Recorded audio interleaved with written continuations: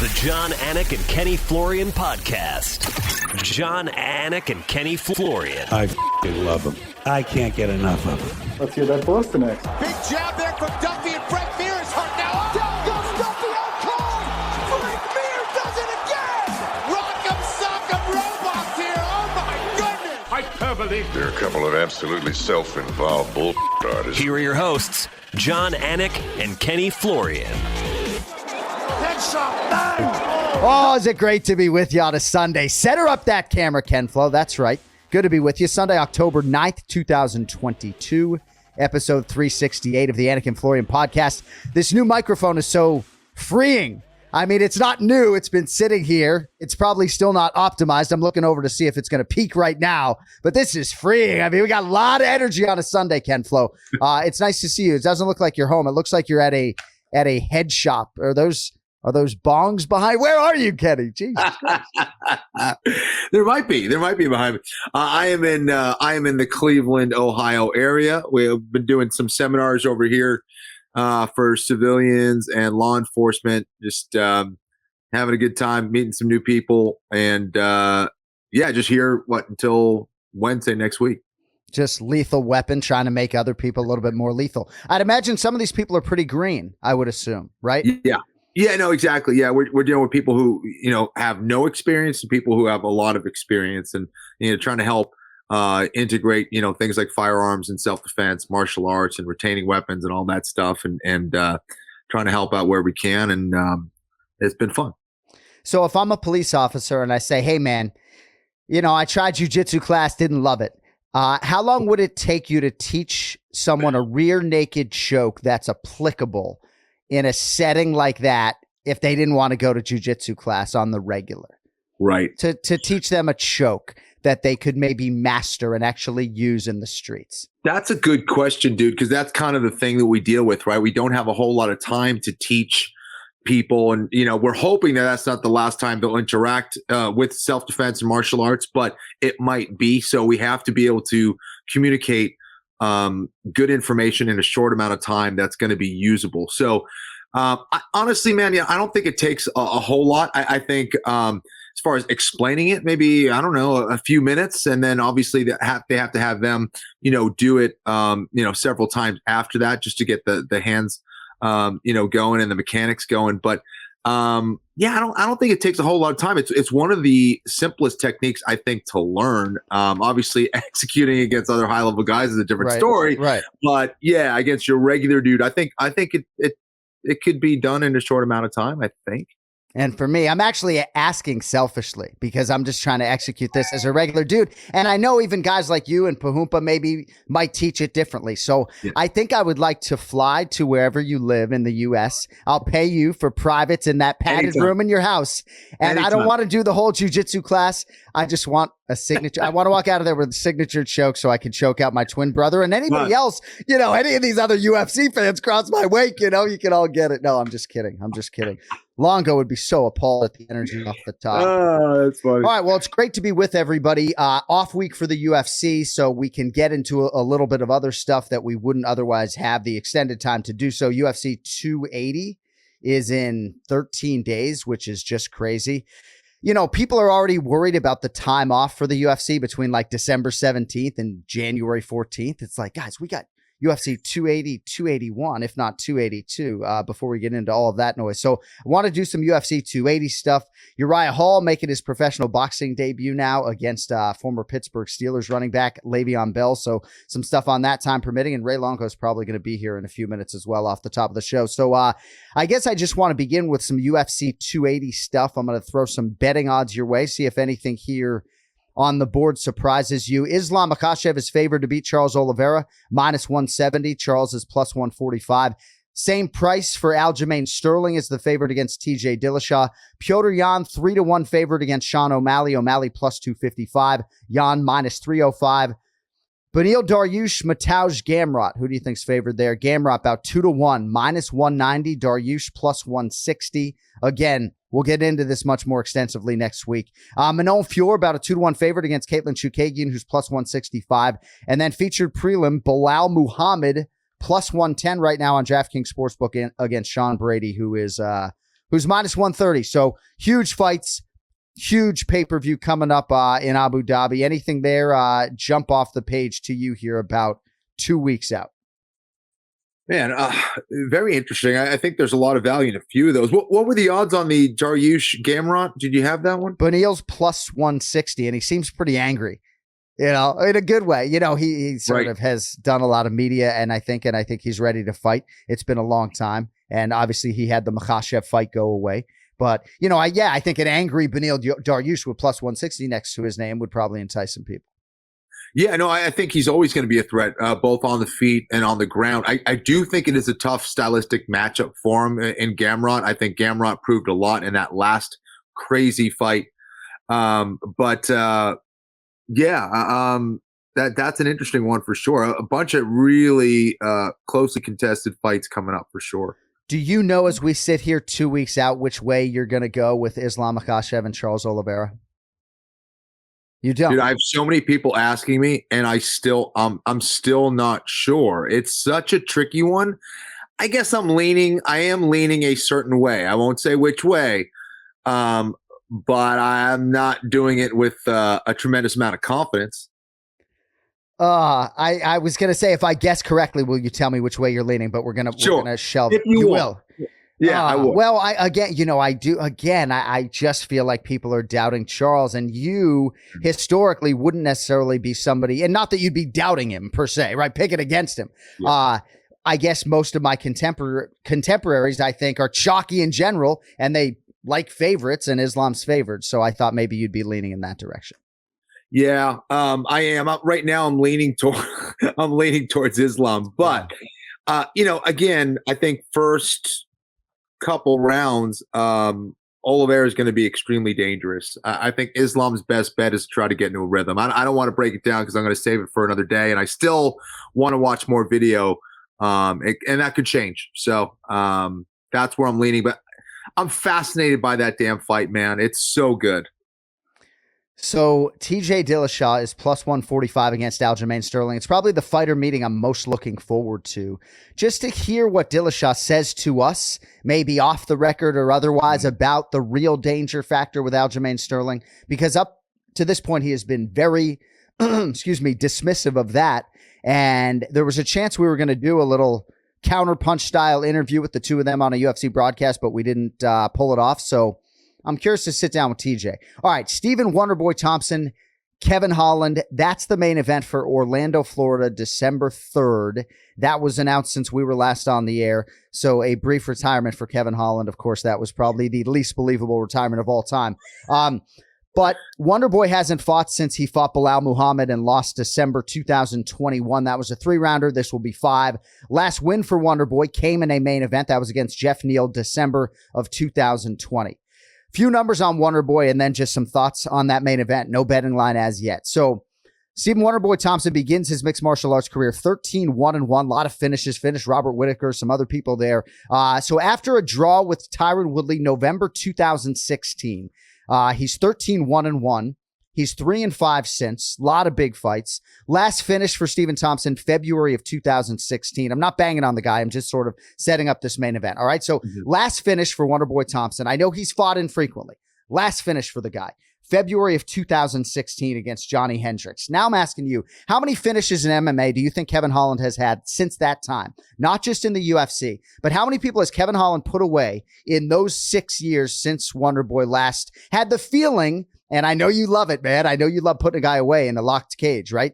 Last time, February 2016, how many finishes in MMA for Holland since that point in time? Gosh. Cody guessed 10 before the show. Right. So that's a 7-year period. Is my math correct? Yeah, I mean, almost. Yeah. Gosh. 12? Yeah, so just think about what it feels like to put another man or woman away in that setting. I can't even imagine, right? Feels good to make a 3-pointer in a big game, right? So what must it feel like for another kid from Massachusetts, to be talking a little bit and then you elbow him on the ground? It must feel really good. Cody doesn't want me to reveal how many finishes Kevin Holland has had since Stephen Wonderboy Thompson's last finish in February of 2016. I don't know if Longo's waiting in the wings. Oh, you have Oh, let's get to Longo and put him in the center. My apologies. Oh, man, come on, man. Let's get going. There he is. Hey, buddy. Get me Good to while see I you. still have some energy left. Great to see you on a Sunday night, my man. How you doing? Oh, awesome. How you guys doing? You ready for your big trip? Are you? I mean, you're leaving in a week, right? I'm 100% not ready. I got to tell you, this COVID, there's got to be 48 hours. I'm not good with rules. Just not good. This sounds like breaking news to me. Is there something that we need to do COVID-wise before we embark? Well, maybe you don't, but they said 48 hours we have to have a test. Not even 72, not 24, 48. Within 48 hours? Yeah. Okay. So, I believe I have to churn out a negative test before I go, if I'm not mistaken. Yeah, so that's it. Yeah. But I think so. That's it. Yeah. All right. Well, it's good to see you. Yeah. I mean, I can't say that I'm excited to get on a metal tube for a day and a half each way. No, not that bad. Wait, did he say a metal tube? Yeah. Stealing that from Joe Rogan.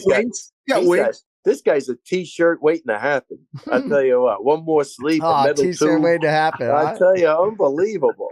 I got Michael Chandler's T-shirt on today. Walk on, right? That's Bruce Lee's T-shirt, by the way. Excuse me. Sorry. Yeah, I'm not a scholarship guy. Nobody's scholarship in here except Ken Flo. Yeah. Well, Bruce Lee, that was Bruce Lee's thing. Walk on. Yeah.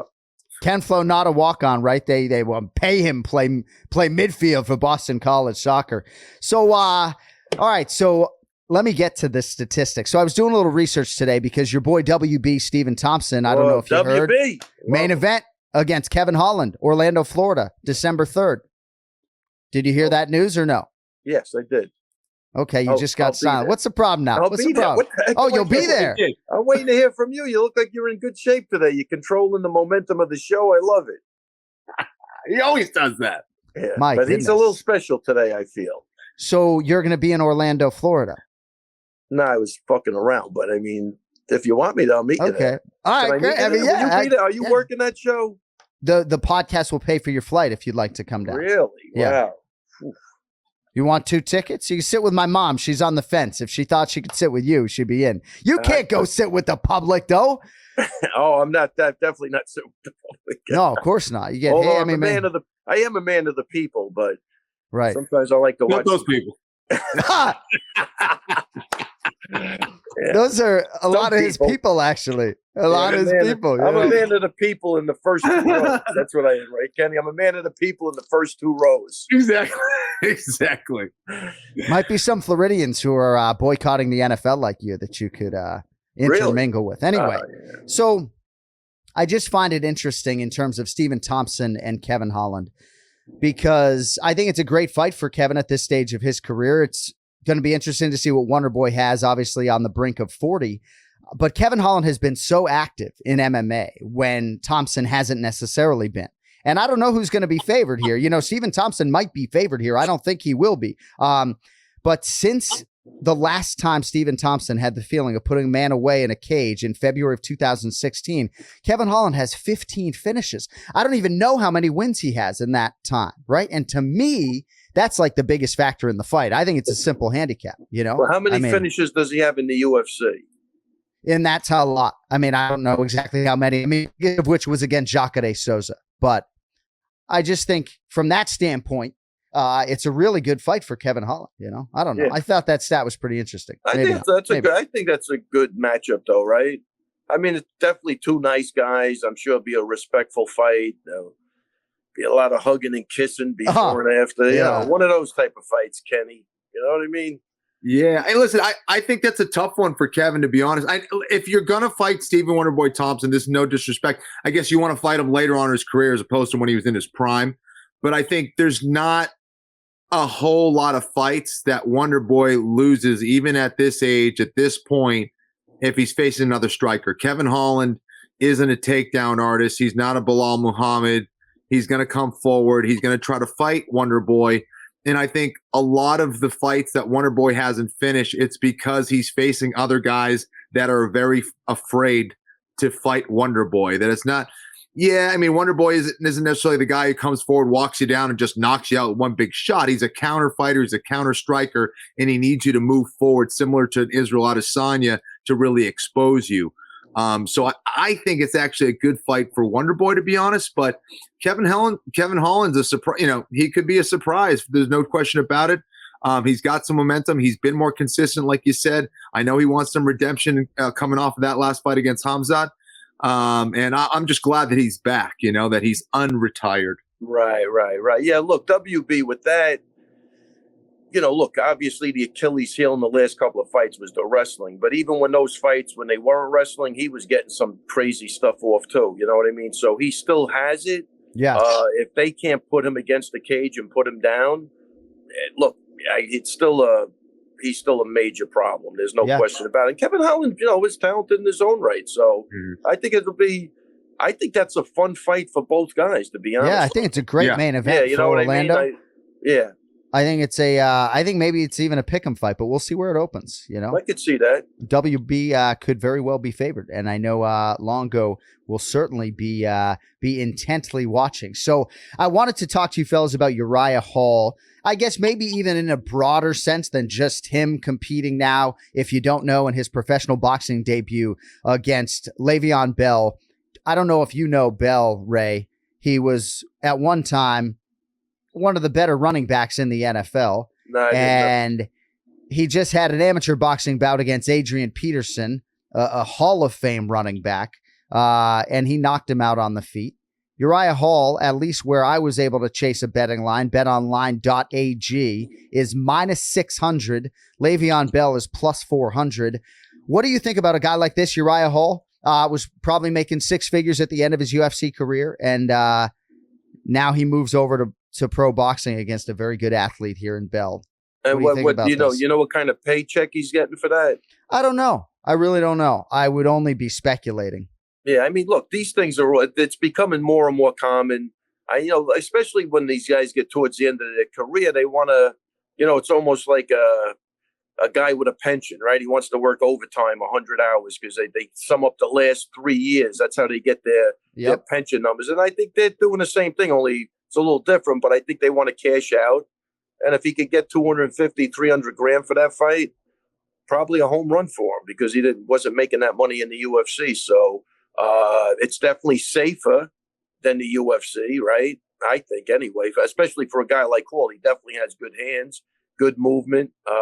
And I think it's 12-minute fight, right? I think it's like 4 3-minute rounds. I mean, if you add it up, no matter what, I think it's an easier way to finish out your career and make some money. So I'm happy for all of that stuff. But it seems like that's the way everybody's going now. And then the more you see it, the more you'll other guys will jump on and do it too. Kenny, I just got to wonder if, I know your back was sort of the issue in 2011, right? But if your boxing rights were exclusively available, right, at a certain point in time, like, I do think it's hard, right? Is it, someone say, hey, $250,000, you might get knocked out or whatever it is. Maybe it's less. But wait, let me add it. There's a caveat to that, though. They're not really boxing. Like, he's not boxing a guy in the top 15. That's not a good move. He's boxing a football player as an amateur fight. That's totally different than boxing a guy even in the top 20. I mean, that's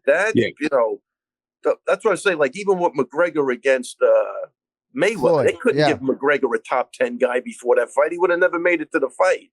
If they really wanted to do it the right way, this is what happens when you get a lot of money. You just skate over the rules, the athletic commissions. It's just, everything is good when you're bringing in a big gate, right? But he wouldn't have made it through a top 10 guy. I really don't believe that. And they knew that too, they would have built it the right way. Kenny, will you box Tito Ortiz second quarter 2023 for $250,000? I don't know about that. Again, I don't see a lot of value for me. Like, I got into mixed martial arts, whatever, because I liked the rule set and incorporated everything, and I had a chance to test myself against another mixed martial artist. Let's say they want to pay me a lot of money. I don't know. Maybe I'm just saying this because I don't know, whatever. But I just don't find an interest for me personally to go against someone who doesn't come from a fight background. Like, I don't. Let's say I win. Now, the money, okay, that could be different. The money's cool, but I'm not sure I'm feeling good about, like, yeah, man, I trained, 20, 30 years, so I know that I could beat a NFL player in a fight. Like, it just doesn't. That's not interesting to me. But No, again, maybe it's a big payday, and it's like, hey, man, you easy work, go make 6 figures, high 6 figures. Maybe, I don't know, but I hope that Uriah is able to make money off that fight. I hope at least it's worth it for him financially. It makes sense. And I hope he does well. He's got a tendency of freezing up during fights, but I think a lot of it has to do with his fear of getting taken down. Yes. So hopefully he lets those hands go. He's got so much talent, so much speed and athleticism that he could go out there and look fantastic. Obviously Bell's going to be a big, strong, powerful, dangerous dude. What kind of skills he has boxing wise, I have no idea.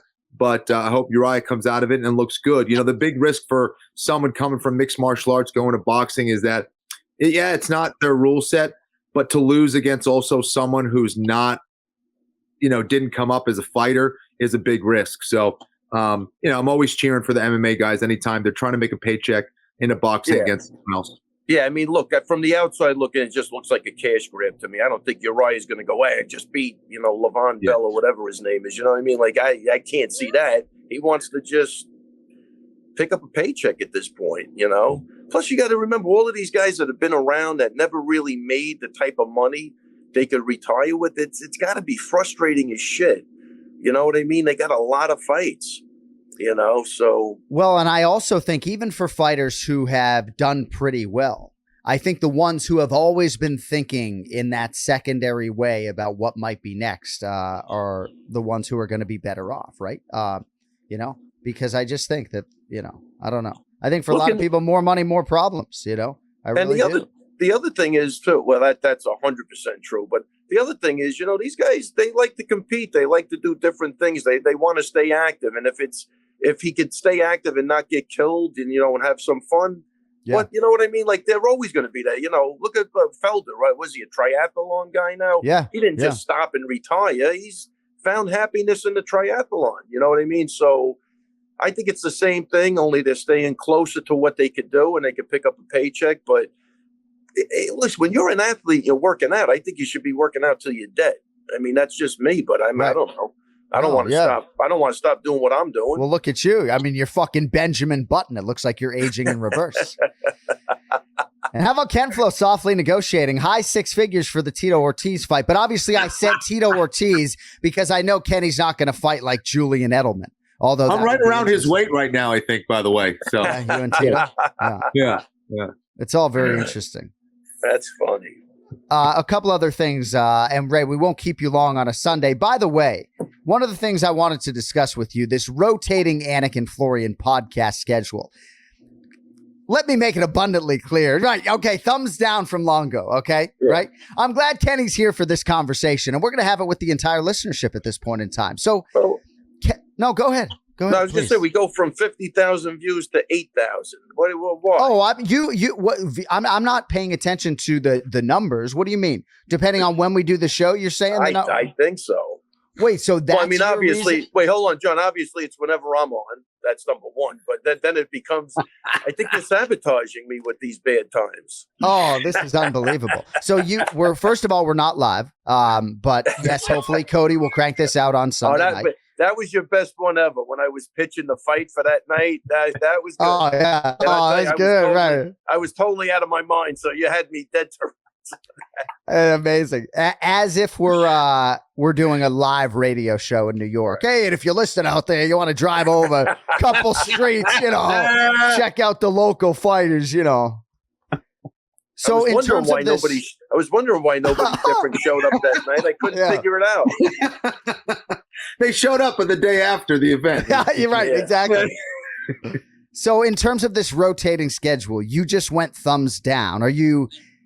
Is that because you're worried about ratings or because, it's inconvenient doing it on a Sunday versus a Monday or? No, there's no inconvenience. I'm ready to go when you want. I'm good. Well, I got a really flexible schedule, so that's not, unless you're telling me it's 8:00 in the morning. Everything's good. I don't. This is actually a good time, but I think with the the information being accessible so quick on other podcasts, you want to get it out there as quick as possible. I mean, I don't know. I mean, I'm not the podcast guy, but it seems like common sense. What?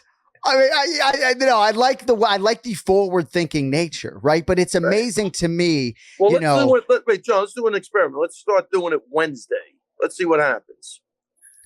No, I guess, hey, maybe we should put you in charge of Anik and Florian LLC because clearly, I don't necessarily, I guess you're focused on the right things. I'm focused on content. I want to see my two friends do as well as possible. Hey, we got big things in the works. Do you not believe me? No, I believe big things. Sounds good. So all you need to worry about is content. All you need to worry about is content, not ratings. I'm doing an NFL podcast with my twin brother, and he's like, dude, only 200 people watch the show. I'm like, bro, can you focus on the content, please? Like, it's a pilot season. Just relax, I don't know what to tell you. But in terms of content equals ratings, no? I don't know if this is good content, but that's all I'm focused on. I'm not focused on the numbers as much as you are, but maybe I should focus more on that. Yeah, can we focus on Zuckerberg getting my fucking account back? Can you call the guy? Can you do that? Can you do me one favor?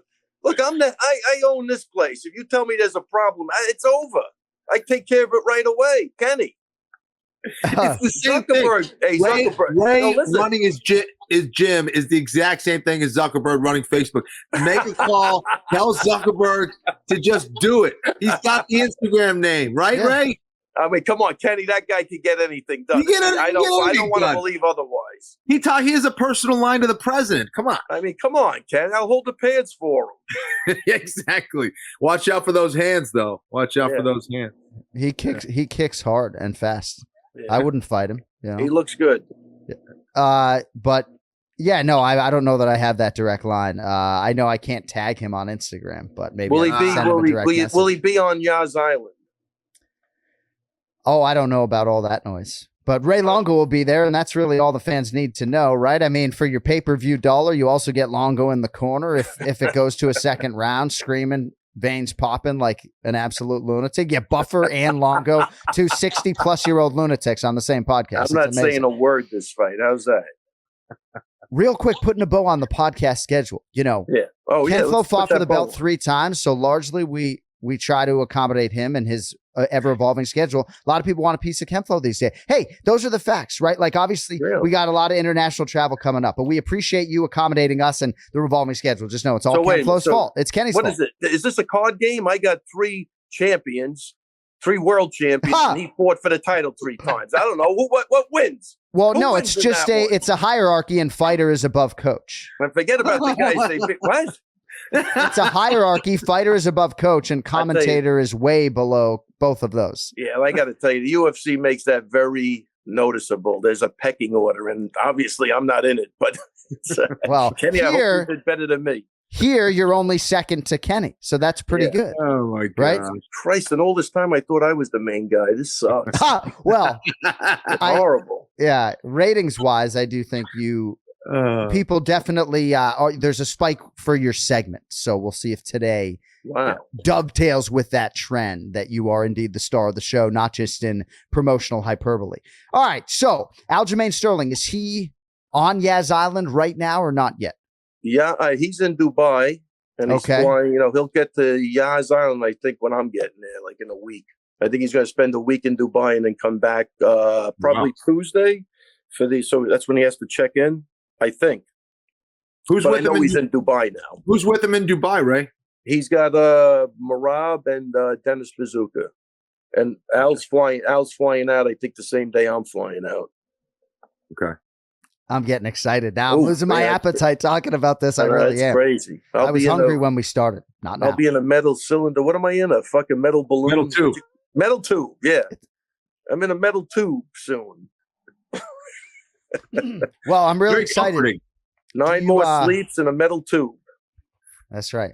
Maybe we'll bring you a T-shirt. I got the Abu Dhabi edition. I could even hop off the cans right now and show you guys. We got Abu Dhabi, 1 more sleep. T-shirts printed. Really? Print the shirts, Ray. Love it. Always be closing, right? Oh, ABC, buddy. ABC. You have 3 more minutes. Yeah, sure. 100%. All right. Putting a bow on the Uriah Hall, Le'Veon Bell stuff. We don't have a betting line really on that. Jake Paul, Anderson Silva, Ken Flo. Any idea who might be favored there? Gee, I would think Anderson Silva, 2-1. It's -110 on both sides. Wow. Whoa. Wow. Really? Does that compel you to go to DraftKings Sportsbook right now? They're not sponsoring the show, by the way, this week, but to go there and place a bet. All right. I don't know if in North Carolina or wherever you are, he's all over the place. But wait, Kenny, if they're not sponsoring the show, fuck it. We're not going out. That's true. We're going down to Joe Moderat's. He's a local bookie over here. Definitely not a problem. Better service than DraftKings. Are you kidding me? They're not sponsoring the show. Just not Ray, this week. You're killing me, Ray. They're arguably our most loyal sponsor, and they'll be on next week for the pay-per-view week. So, forget about Joe Moderatz. We'll go back. Yeah, before you denigrate our best friends, this keep it legal. Imagine if I drag this show down, introduce you to some people, and we're just all in the toilet. Yeah, sometimes you drag the show down into a morass of negativity. What would you say if I told you I had the NFL on right behind you guys, Red Zone channel right now? I'm not watching though. Completely fixed on every word out of your mouth. Last thing before I let you go. Dustin Poirier, Michael Chandler, UFC 281. Who do you think's favorite? I'm going to say that Poirier's the favorite in that fight. And then Israel Adesanya and Alex Pereira. Same question. Adesanya. Yeah. You like both favorites, Adesanya and Poirier? No, I didn't say that. You just asked me who was favorite. Right. I mean, Kenny, what is this, a quiz? Yeah. That was entrapment. He tried to outsmart you. Holy bro, how do you come up with that? You're asking me the odds. I didn't say who I wanted to win, but I'm actually going to go to complete opposite on both of them. Was I right with who was favorite? Yes, you were. You like both dogs. Yeah, I like both dogs, man. Yeah, I like it. All right. I love it. Love it. Well, we wish you all the best with the rest of your Sunday. We appreciate the time. Next Sunday, you'll be traveling. No, I don't know. No, I got time if we do it early. All right. Well, we'll have to check with Ken Flo. Obviously, he's the number one seed. This is. Do you want to check with him right now? Is this a joke right now? Wait, Kenny, you can't tell us right now if you're available. Well, see that right. I'm going to check my schedule. Check your schedule right now on the air. He'll check his schedule right now. You got a meeting with Zuck. I mean, I got a ton of stuff going on. Next Sunday, October 16th. Next Sunday, October 16th, Ken Flo, can you tape the show in the early afternoon hours to accommodate Longo's schedule before he leaves? Because Cody wouldn't even text him in the AM today for fear that it might shake him from his hibernation. On the 15th or the 16th? Whatever 16th. The Sunday is, Ken Flo. I believe it's the 16th, my man.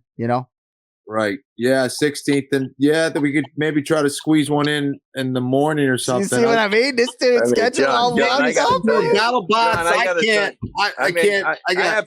absolutely love the guy. This is fucking unacceptable. I'll tell you, it doesn't even matter. We got to start figure out a way to get him television. Time zone. I mean, I'm in Vegas. I got to do battle, but I don't know the schedule. No, we're going to have to get back to you because until we're paying him television money, obviously his schedule doesn't center around this. Ray, we're going to have to get back to you on the schedule for next week. Unbelievable. Hey, listen, before I go, shout out to Anthony Delemy. He fought in the CFFC last night. Unanimous decision. The kid did great. Nice. Great throwing fight for him. And just want to give him a congrats, man. He did really, really good work. Team Sarah Longo? Team Sarah Longo. Outstanding. Right, put us in a positive trajectory heading into Yaz Island. Amazing. Awesome. Well, obviously, I can't wait to see you, especially in that setting. We'll try to connect with you next Sunday. And I think when we talk about the fight then, we'll do so in a little bit more depth and be even more anxious. What was it like having the entire media in the gym on October 6th, a few days ago? Was that nice? Yeah, what, man, I love what it is. It's not, it's not even, somebody was asking me about the training in Vegas. Look, those guys, both of those guys are going to do what they're going to do. It's not, I'm just a happier guy when those two are in the gym, as though it's selfish. You know what I mean? It's really great energy. And, the more I can have them here, the better it is. So, it is what it is, but it was great. It was great. Aljo did a great job, man. He must have answered questions for about 50 minutes straight. So I love where his head's at with everything. He spoke beautifully, and there was I don't even know. I'm not, obviously, because of Zuckerberg, I'm not on social media anymore. Come on, man. But I hope it came across good. It was, being here was great. Worked out way better than I thought, and he was outstanding. So we had a great time. I took a picture of you on my phone from one of those scrums or whatever. I mean, It's amazing how could anyone look at one time so disheveled yet still so handsome? I don't know how you pull it off. I mean, you look like you literally just got in a street fight, and yet you still look presentably handsome. It's the messy hair look. Yeah. I was watching the other day. I was watching the Elvis comeback special. Remember that? You guys don't remember that, right? You're not even Elvis fans. But I tell you, the guy, his comeback special, he was 35. So his career was already over. And he was coming back at 35. That's a good-looking dude. That guy. You see the girls just looking at him like this. Look, I've never seen women look at a guy like that. I mean, Kenny was close, but not Elvis. Yes. You know what I mean? Oh man, Elvis had it all, man. He was king of the world, man. Nobody was better than that guy. Yeah. You actually have shades of Elvis Presley. You're really dating yourself. I really think you're messing with our demographic a little bit, talking about Elvis on the airway. You know, we're trying to get the 18-year-old kids here, man. You know, that's why we cuss all the time, right? They should go to the jungle room then and look up Elvis. They'll have a good time, those kids. So I don't want to keep Brian Petrie waiting too much longer, but go enjoy those other MMA podcasts that you're listening to, whatever those are. What are those podcasts you're talking about that launch their show at a different time or something? What the fuck, man? I'm definitely not listening to any other shows. All right. You know, if I see a clip here and there on what it comes across the feed, but no, it's common sense, no? Oh, now the truth's coming out. All right. What truth is that, Ken? What are we talking about? You listen to other podcasts. That's it. Oh, definitely. We're a jealous group over here. No, I don't listen to anything. Trust me. I think Joe Rogan's looking for ratings. If you want to, go listen to the Joe Rogan Experience. You can probably use it. That guy's on another level. He definitely doesn't need my vote. Power to him. Every single man from the age of 18 to 65, or I would say 90% of those men that you would run into on the street would know who Joe Rogan is. So, but if you want to give him the click, I'm sure he'd appreciate it. All right, Ray. Hey, thanks for the time, buddy. We love you, obviously. And I can't wait to see you try to defend a world title with Aljo here in a little bit, but enjoy the rest of your Sunday. So excited for next Saturday. So excited. This is great. To see you, not even the fight, just to see you. Well, I'm excited. Well, we're going to do it. Let's do it. I will see you shortly, man. Wheels up. We'll talk to you next Sunday. Take it easy, guys. And Kenny, come on, get that schedule locked down. I know. I got it. We can do this. I'll figure it out. Take it easy, buddy. The Ray Longo Minute every week here on the Anik and Florian podcast. So one thing I take on to myself, and you can bring in Brian Petrie. Big Gun can listen to this. I apologize. But one thing I take on to myself is the schedule. We have 5 guys essentially that we're scheduling around, right? And Ken Flo's top of the pecking order, got a lot of different commitments, right? So that's sort of where we begin that conversation. But Longo has always sort of ridden me a little bit, however, tongue-in-cheek about the schedule. So I had to do that. On some episode, I chose to do it today. He thinks I'm the culprit. It's like, dude, I'm just trying to get everybody here. Yeah. I want to go back. When I was talking high 6 figures, I was talking, I hope our guy Uriah Hall's making high 6 figures. I'm a 7, 8-figure guy. All right. Okay. All right. Jesus. Okay. No, I mean, it's like, obviously, when you're the president of Team Florian, you put these feelers out there and you just try to see. So, going to be very interesting. And going to be very, very interesting, too, I think, if people like yourself put, any cake down on Anderson Silva. I'm seeing minus 110 on DraftKings Sportsbook right now. Today's episode of the Anik and Florian podcast brought to you in part by UFC Fight Pass, the world's premier combat sports streaming service with over 200 live events here in 2022. Also home to the largest fight library in existence, original shows, and so much more. And right now you can watch Ken Flo and myself, Anik and Florian Rewind, look back at the first fight we called together January 20th, 2012. Ken Flo, of course, called fights before that point in time, but that was the first night we worked together. And man, I think it's kind of funny, but more so cringeworthy, I guess. But UFC Fight Pass is where you can find that. We do it about 20 times a year. You can sign up right now for a year and get half off for a limited time. UFCFightPass.com/sign up. All right. Let us get to the next UFC live event. It is UFC Fight Night, Grasso versus Araujo. Let's get to the main event challenge. It's the main event challenge. Anik. The time is most definitely now. Florian. I finish fights. I'm gonna do everything possible to win. The main event challenge. The John Anik and Kenny Florian podcast. The boys are back in town. What's up, boys? I was going to do a Collinsworth slide in because it's football season, and Cody's like, bro, you're not on camera. I was like, give me my moment to slide on in. I know. Can you do it next week? What's good? Can you do it next week then? Can you do it next week? On in. Fuck yeah. Let's go, so Brian, obviously last week we didn't talk to you. See, I got my Shure microphone working, ready to go. How do I sound? Gorgeous. You sound great, Johnny. You know who gives me the least hard time about the scheduling, despite having a full-time job? Big gun Brian Petrie. I'll make it work, baby. This is that out there. Favorite podcast, and I'm somehow on it. I mean, come on. I do it anytime, anywhere. Let's go. So I do have a pronunciation of the week. So when we get to a flyweight selection, Cody, maybe you can 4-box this thing. I apologize. Just got ahead of myself a little bit there. But let us begin the main event challenge here. By the way, Brian Petrie at Brian Petrie MMA on social media. He's more of a Twitter than an Instagram guy, but obviously you can see it's not because he has a radio face. All right. First fight for us is going to be a middleweight. I mean, do these guys have the same parents, right? Like physically, they seem to have the same build. I don't know what the measurables say. Dushko Todorovic, minus 200. The Beverly Hills Ninja Jordan Wright, plus 170. I think it's matchmaking at its finest. I mean, they both just seem like thick and pretty good finishing rates. But both guys need a win. Todorovic, Ken Flo, I think will find this interesting. He had visions of being the mixed martial arts version of Novak Djokovic. And losses in 3 of your last 4 is obviously not going to get that done. So a big spot here for both guys. BP, we'll start with you, buddy. What do you think? Todorovic, minus 200 here against Jordan Wright. The fight makes me uneasy, boys. Both these guys have a tendency to be finished in the first round more than one occasion. And another reason it's makes me uneasy. Do you guys remember Stephen Bonner's nickname, the American Psycho? Yeah. Jordan Wright's nickname is to be the American serial killer. This guy is dead behind the eyes. Tell me I'm wrong. Dude. Okay. The guy gives me strong Patrick Bateman vibes. That doesn't mean he's a killer in their first round. He's a 1-round fighter. Both guys are 1-round fighters. So the play for me, what's getting my money come Saturday is going to be the under 1.5 for sure. There's no way this is going past the second round or midway through the second round. And if you're a lottery boy, you want to put a lottery ticket, Jordan Wright within the first 2 minutes, but within our scoring system, I'm going to go Dusko. I think he's got a little more elements to his game, has some wrestling, has some takedowns. Obviously, Jordan Wright can jump on you quick, and after that initial blitz, he doesn't really have much. So give me Dusko, even though I hate the number, but I'm going to go KO as well as going to be my prop play.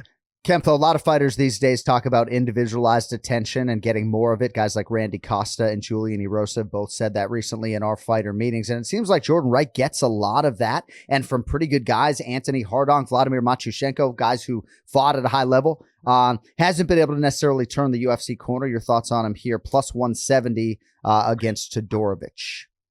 Yeah, this is a tough one. I think for Todorovic, I agree with Brian. I do think he's got some more elements to his game. Both are inconsistent. Both actually kind of have similar striking at times. Jordan Wright, I think, has more tools on the feet. Todorovic has more tools overall with his mixed martial arts game. Both guys, though, like to keep that chin a little bit too high for my liking. So I wouldn't be surprised to see an early finish one way or the other. But if I got to make a pick, I'm going to go with the underdog here, not confidently, but I'll go with Jordan Wright. I think his size, maybe his speed could pose some problems if he's able to get into his rhythm early, and I mean early. But I'm not confident with that one. That can go either way. Basically what he's saying, John, if you're forcing me to pick this particular fight a full 8 days out, here's the selection, pal. Yeah. All right, Cody, can we 4-box this thing? I want to get to a flyweight fight involving Askar Askarov, who is minus 230 against this guy. Cody, how we doing today, man? You look pissed. You all right? Oh, I'm good. Okay. I'm good to go. I'm definitely going to edit part of Ray's segment, but that's fine. I'm just going to put in just going to put in a competitor sportsbook where he said this company sucks. Clean it up a little bit. Unbelievable. Thank you. You know I hate edits too. I mean, but that guy today. I'll be good. His me. Timing's really interesting. So this fighter who is featured in our pronunciation of the week is one of the best flyweights in the world. I would argue he's like top 15 most exciting on the roster in any division. Reps Factory X, big weekend for them forthcoming. Nickname Raw Dog. Cody, this is a name that seemingly gets butchered all the time, whether people emphasize the wrong syllable or just screw it up. So for the audience, can you tell us how to pronounce Raw Dog's name? It's Royval, correct? I'd like to just hear you say his whole name with the Brandon and everything else. Let's go, Brandon. Brandon Royval. Brandon Royval. All right, so, well, I mean, now we're going to try to get a second chance here. Oh, come on. So you, the first time around, you emphasized the wrong syllable. Why don't we play the file for the masses? Emphasis in the wrong syllable. Brandon Raw Dog Royval. Brandon Raw Dog Royval. I don't know. He can't even get through his own nickname without laughing. He's going to change that, huh? Raw Dog. It does. He was laughing at it during COVID, I believe, when he could hear us saying it like mid-fight. So yes, he laughs every time he hears his nickname. And it is a little bit raw in terms of nicknames. But no, you got to emphasize the first syllable here, Royval. Not Royval. So that's a no for me. I'm just the producer of the podcast. But I probably no for Kenflo, probably no for Randy Jackson. Well, I mean, come on, Professor Kenflo. There's no shot. I'm That's gonna be a no for me, dog. I've taken like 4 semesters with Professor Kenflo. I still have yet to pass the class. All right. I believe in your potential, Cody. That's good. That's why I'm still here. That's good. Scoring update as from Kenflo asked last week. So I got a scoring update for you. What do we got? 129 fights you guys have picked, right? Yes. Kenny is 81, 48 and 1. Wow. Brian Petrie is 84, 45 and 1. Wow. That is Okay. Ken Flo's dollar figure is 8,500, 31, 56. Money. 8,531 versus Brian Petrie, which is 97, 66. Money, babe. Bags. Bags. So there's some big weekends in there. Difference? There's some big weekends. Yeah, I was going and looking at it. There's some big weekends. There's like some 500, some plus 500, plus 600 weekends for BP. Brian Petrie.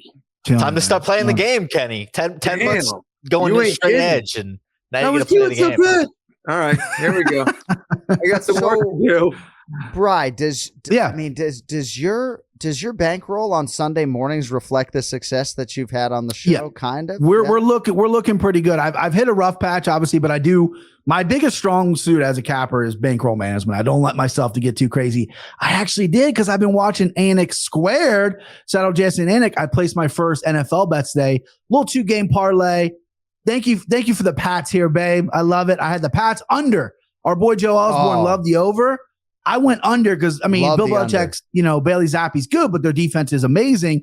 And then I went the Giants to cover the +8 because I think Green Bay's weak. So look at you. Let's go. I'm on your Cincinnati Bengals tonight. I did get 3.5, and I'm going to hammer a little bit more. +3. That game will have long expired. A lot of people watch this. All right. So let's get to Askar Askarov, who's -230 here against Brandon Royval, +195. Been a big year for Royval. You guys know he's dealt with some injuries, that arm in 2021. Couple in a row now. Submitted Matt Schnell in his last fight, UFC 274 in May. On the other side, Askarov lost to Kai Kara-France in March. Petrie was in the building there, Columbus, Ohio. Kara-France, of course, would go on to fight for the interim title. So Askarov in a familiar spot, Bri, as betting favorite, but an unfamiliar spot coming off a loss. Your thoughts on this one here at 125? I love this fight. 125 is quickly becoming a division I really going to keep an eye on. I know it's not the most dense, but they got some good fights. And what a different style. Like, these guys are completely different. I'm going to place a bet as Askar Askarov ever smiled. I think I can get some pretty good odds on that because that guy is meat and potatoes. Strike, set up the takedowns, control position, rinse and repeat. And he's very good at it. Brandon Royval's a fucking wild man. This guy's sort of spinning shit. He flops to his back. He's got a little prime Tony Ferguson in him, which I love. But his biggest issue is when that bell starts, he comes out like a man out of hell and he slows down. We've seen it in fights before. His cardio hasn't represented how crazy he can get. He's action-packed. I think this is going to be a fun first round, but Askarov is a beast. I mean, this guy's the certified boogeyman at 125. The Kai Kara-France fight was so close. And shout out to Kai because he had that Ohio crowd eating on the palm of his hands. Amazing fight. And Askarov, pressure and grappling, I think, is going to make the difference here. In every fight before he came to the UFC was a finish. He hasn't had a finish in the UFC yet. UFC is a different animal, different beast. I think if he can break down Royval here, we're going to see a finish. We're going to see a sub. So I'm going to play Askarov. I love this number. I'll lay that number all day. I like Askarov. I like Askarov by submission as well. All right. Thorough breakdown as usual. Kenflo, what do you have for us on the flyweights? Oh, gosh. I think that was a very good breakdown. I just think there's too much consistency on the part of Askar Askarov. And I still think he could have fought a better fight in his last one against Kai Kara France. I think he made some decisions that were a little, surprising maybe to me. But Kai Kara France, as we all know, is a tremendous fighter. So Royval is just complete chaos when he gets in the octagon. I mean, it's just this crazy, furious pace. He, just based on that pace and because of like his multiple machine gun attacks, he is capable of throwing off a lot of people. Can he do that against someone like Askar Askarov? I think it's possible. However, I got to go with consistency here. I would love to go with Royval. I think there is some good value on Brandon, but I'm going to stick with the Russian here as well, Askar Askarov. Yeah, it sounds like Kempflo wants to kind of say, honey, why don't you do bedtime tonight? I'm going to not have a shot of whiskey necessarily, but I'm going to place a little ticket here on Brandon Royval plus 195. It's not a bad bet. Not a bad bet. Well, and I would imagine some of the submission or knockout numbers for him are a little bit juicier than that. All right. Co-main event. I believe this is the co-main event as it now stands at 135 pounds. Jonathan Martinez minus 180. Killer Cub Swanson plus 155. So to my research, this is Cub Swanson's bantamweight debut. Does that conflict, Brian, what you have discovered? I think you're right. I know he's talked about it for a while because he's 145 pretty much his whole career. And I remember him flirting around with him. So you're probably right. So at least what I was able to dig up this morning, it looks as though he competed as high as middleweight, at welterweight as well, but never as low as 35. Here he does so against a guy who has traction in the division. Martinez, he's won 3 in a row. And again, trying to produce Brian what is a huge night for Factory X. Your thoughts on the co-main event? Jonathan Martinez, minus 180, Cub Swanson, plus 155. Yeah, I got a little thorn in my side on this one. Martinez is my fucking kryptonite. I went heavy on him, made it like my bet of the year on my own podcast against David Grant, gets knocked out. So I go, you know what? I'm going to be bitter. I'm going to take these sour grapes, stay sour. Let me fade him. He wins 3 in a row. Very technical fighter, loves to throw those kicks. I think we're going to see an up volume in his body kicks because Cub's last loss was the Giga with the Giga kick, and I know that's a different kind of beast, but we're still going to see a lot of body kicks, especially cutting weight. We don't know what it's going to do physically to Cub. He wasn't the biggest 45er. He is pretty lean, though, so I'm interested in the scales. This is definitely going to be a scale play, but man, I love Cub. WEC never dies. Those blue gloves are burned in my brain, and this guy's just a true OG, and we're putting him in a body bag at 40 or 38 years old. When a couple 40-year-olds last weekend proved us all wrong. I'm usually the ageist here. I'm like, this guy's 41. He's done, right? And they prove us wrong. 38 years old, getting some new life in a new division here. Martinez, though, inconsistent for sure. And I think Cub Swanson's just unique stand-up and his unique angles that he throws his punches. And he's got power. I mean, you saw what he did to Darren Elkins, who's very durable. He butchered Darren Elkins. So I'm going to take a shot here on OG Cub at this underdog price here. I like him by KO. I think I'll only play by KO because you're going to get a very juicy price. But for the sake of the thing, give me that dog. Give me Cub Swanson plus 155. Nicely done. And Royal Blue is actually a pretty good color on you. I wouldn't necessarily think for a guy, pale? Royval Blue? Is that what you said? Royval Blue. Yeah. This is it right. Thank you, Johnny. Yeah, Ken Flo, I don't know how much of your handicap has to do with the new division for Cub, but what do you have for us on the co-main event? I'm going to focus on that. I think BP did a great job of bringing both fighters down. I think that the big question mark for me is that, John, I don't know. How is he going to do it at 135 pounds? I know there was a time where 145 pounds wasn't a pleasant weight cut for him. What has changed? I'm not so sure. I do know that going down an extra 10 pounds can have its effect on you. So I think Jonathan Martinez has a lot of potential. Am I confident enough of him at this stage that he's going to beat a guy who has the kind of experience someone like Cub Swanson? Probably not. He just hasn't faced a high level of competition for me to go all in at this point. I'm a fan of Cub as well. I'd like to see him do well.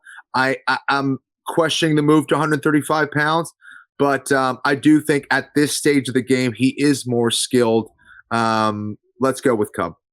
So the move surprises me, but he's not a big guy inherently. Mm-hmm. And I feel like if he's going to make the move, he knows he can make the number. Not for nothing, his fight with Doo Ho Choi just went into the UFC Hall of Fame. And obviously the promotion wrapped all of these things around him. I just don't think it's a bad look to all of a sudden drop a division, then miss weight or have major issues doing it. Like, I think he's disciplined enough at this stage of his life, so I think he'll make the weight. But you guys obviously reserve the right to flip depending on how you see it play out during fight week. All right, main event. And some people are wondering, why this fight was elevated. It could produce the next title challenger for Valentina Shevchenko. She is just off in Kyrgyzstan, just getting more lethal, like Ken Flo. You guys should sit down, Ken Flo and Shevchenko. I'd love to. Or maybe you guys should go kill somebody or something. Right. No, I know. I mean, it's like, I see a lot of parallels. Not really, there. but we'll claim her. Okay. A lot of people trying to claim her. All right, Alexa Grasso trying to claim a shot against her. She's minus 195 here against Viviane Araujo, who is plus 165. So number 5 versus number 6. Everyone ranked above them has had a shot, essentially. Grasso's won 3 in a row. Submitted Joanne Wood back in March. Bri, you were there. First career submission win for her. Araujo's won 3 of 4. Only loss for her in that span to the number 1 ranked contender, Caitlin Chookagian. We can get into her last fight against Andrea Lee. Showed a lot of hot, I thought. And now she gets her first UFC main event. Brian Petrie. Main event, Grasso minus 195, Araujo plus 165. Yeah, I think these ladies actually bring the house down. I think both fighters are going to get after it here. Grasso's boxing is fast and clean, and she's really well rounding her game up, coming off of that submission whenever Joanne Wood. And our Vivian, I'm going to go Vivian because I can't pronounce the last name. You can fucking bang a Vivi if you want. You can just go Vivi too. We'll go Vivi. I'm a nickname guy. Let's go Vivi here. So I don't embarrass myself. She's a bull. She walks through everything. She's tough. She's durable. This really came down to me because they're both similar, same age. They're both they're 5 and 6. They're very similar. What have you done for me lately? Who have you fought? And I think Vivi just really hasn't fought anybody yet. And the woman she has fought, Caitlin Chookagian, Jessica Ai, she fell short. Andrea Lee is her biggest winner, last one, but Alexa Grasso being a young upstart, and Mexico's popping right now. I think that's why she's a favorite. I do think this line's a little bit high for me, but coming out of Mexico, I mean, there's some really good talent. She's got a lot of backers and supporters. But Grasso's been in there with Carla Esparza. That was her one loss. You ever heard of her? She's champion. Tatiana Suarez, what, in my opinion, would be champion without the injuries. So those are 2 losses she has. I mean, she has a loss over Felice Herring too early in her career, but she's gotten better and she's been in the UFC young. The line throws me off. I'm not going to lie. I think I'm going to play Grasso by decision here. I think Vivi's just too tough. Not going to get put away here, but I think Grasso's just going to be too quick, too fast. I really want to see how her cardio is, because the boxing's great. Off her back has proven to be pretty good as well. And she's really shaping up to be a special fighter. So give me Grasso by decision. Nicely done, my man. Ken Flo, interesting main event. High stakes at that. What are your thoughts on Grasso here against Viviane Araujo? Yeah, I think BP did a great job again, breaking those 2 down. I think Araujo is very tough. I think that, her grappling skills could potentially pose a problem. I think she has the ability to steal some rounds against Grasso. She just has to play a more conservative game, in my opinion. Positionally is where she needs to win this fight. But I've been really happy with the progress that Grasso has shown in her grappling. That's kind of what I've been waiting for, is like, man, if she gets some submission skills and gets dynamic on the ground, she's going to be a problem. Well, she is that now. She's definitely going to be a problem. I thought she looked fantastic in her last fight. When she's letting her hands go, she's extremely dangerous. She's very fast. I've been a fan of hers for a very long time. I think she's putting it together at the right time right now. I'm going to go with Alexa Grasso. Yeah, the timing really does seem to be right in terms of her ascent. So we'll see if she can get it done here in her first main event as well. All right, if you want more from Brian Petrie, there's plenty of it. MMA Takes podcast is popping. And you can find him on social media at Brian Petrie MMA. Hey, best of luck tonight. Big game for your Cincinnati Bengals against the Baltimore Ravens. First place we win. Steelers got blown out. Browns choke. First place we win. Last thing, want to bring this up on the pod. Ken Flo, I know you're a busy man. You got a lot on the iron, a lot of irons on the fire. December 10th, I will be making my long-awaited return to Las Vegas. I will be going to the pay-per-view December 10th. I would love for Cody Mayo to be there. I would love for Jason Anik to be there. I would love to meet all you guys. Well, I've met John before, but it would be amazing. It's Chris Curtis fighting Joaquin Buckley. I got to show my face. So I want to lay that out for you boys right there. Maybe we can make that happen, dog.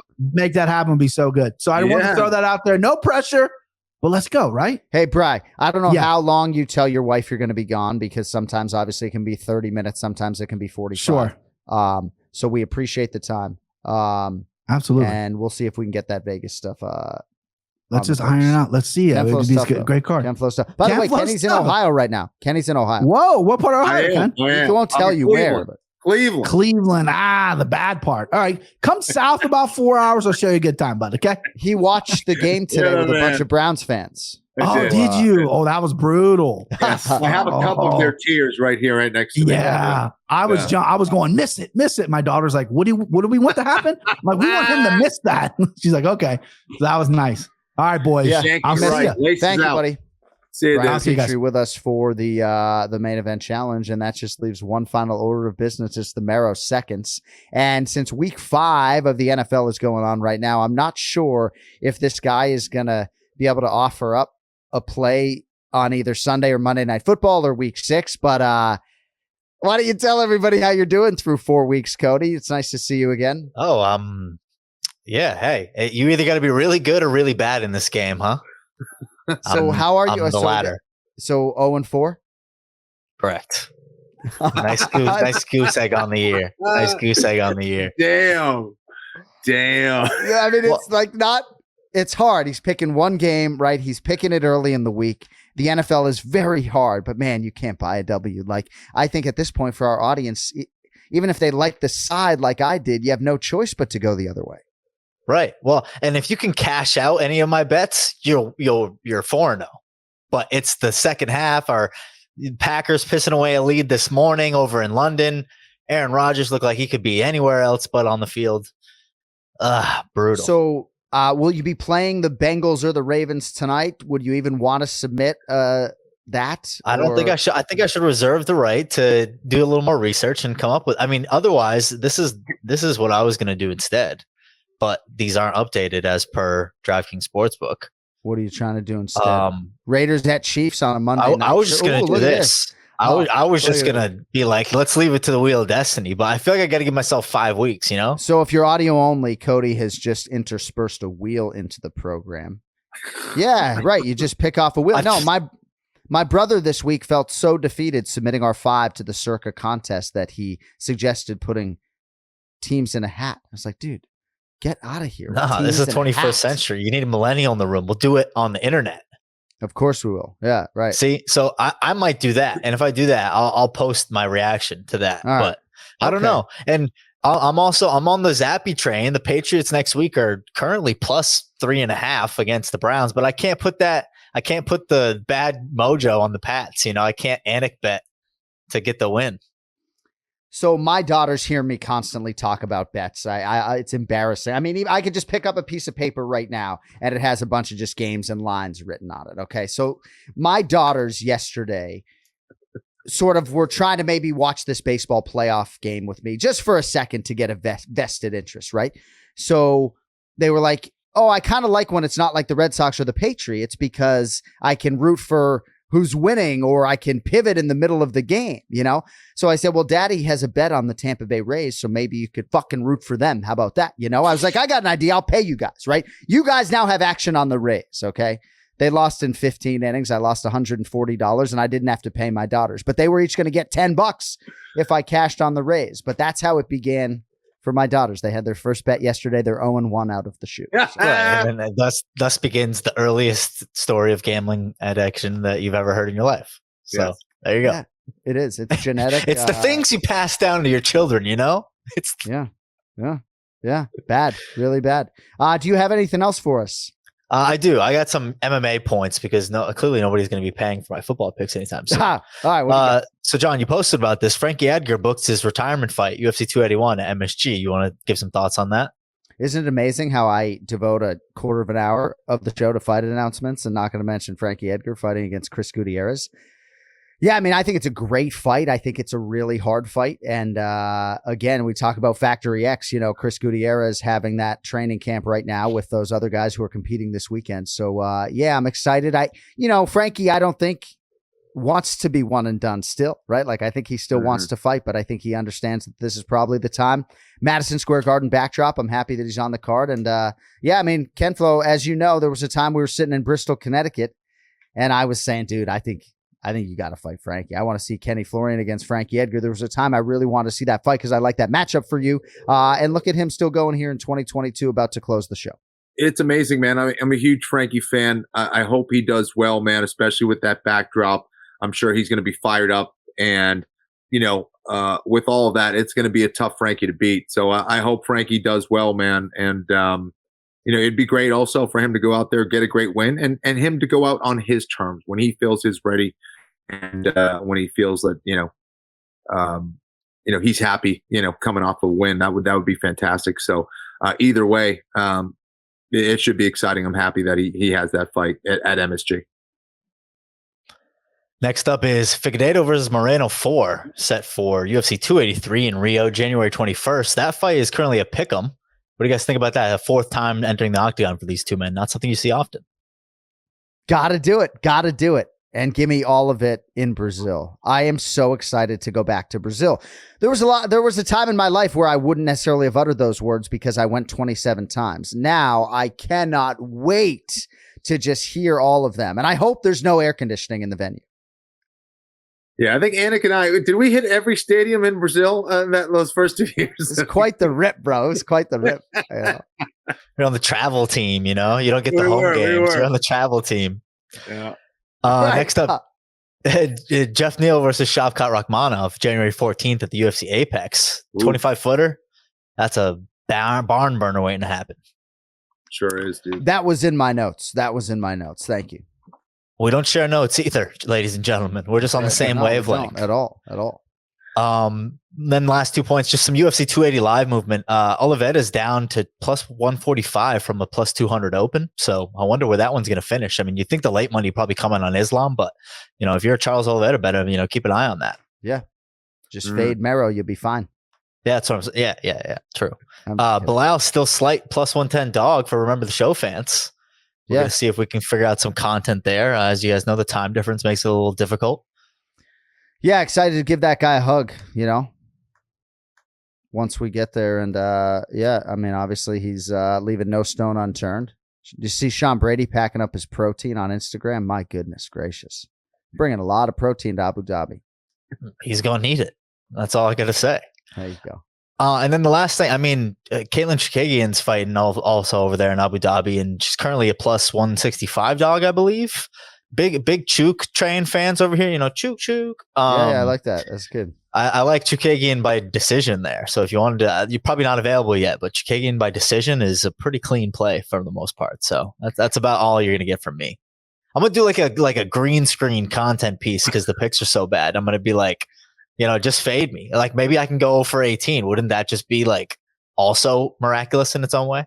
Cody's gun shy now. Just throwing out Chikagian by decision picks. Midday football. I just need a win. You give me Chikagian by decision. Midday football. I'm like 3 grams to the wind. It's like you're asking me to give a prognostication over here. I will say, I mentioned your confidence back up, dude. That's it. Once you get your confidence back. I've been on those runs, man. I know how it is. I know it. I will say, though, I mentioned that betting line on the top of the show, and I know we focus on some of the other fights, but Chookagian plus 165. I was way off when I got predictive with these before the show today. I thought that would be a pick'em fight. Manon Fiore's like a 2-1 favorite. So, all right, well, and most important, I mean, Caitlin Chookagian, she's going to be on like a 2-week tea break. I mean, she's going to be raring to go. You can't underestimate that, John. There you go. It's good stuff. Thank you, Cody.